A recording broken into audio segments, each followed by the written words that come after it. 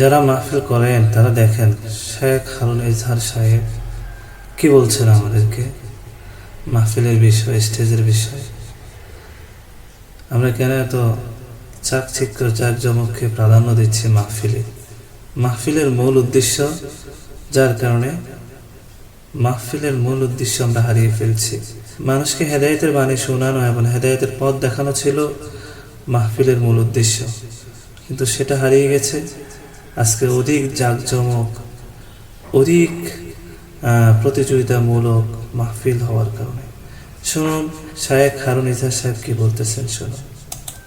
কত বড় স্টেজের উপরে স্টেজ, এগুলো আবার ভালো লাগে না, এত ফাংশন ভালো লাগে না, এত টাকা পয়সা জাঁকজমক, ভাঙা মসজিদের মিম্বরে মেহনত হবে দিনের কথা, ঠিক কিনা? এইসব আমি আয়োজকদেরকে বলি, আমি মুত্তাহিরকে বলছি, এত জাঁকজমক, এত সোড়াম কিসের?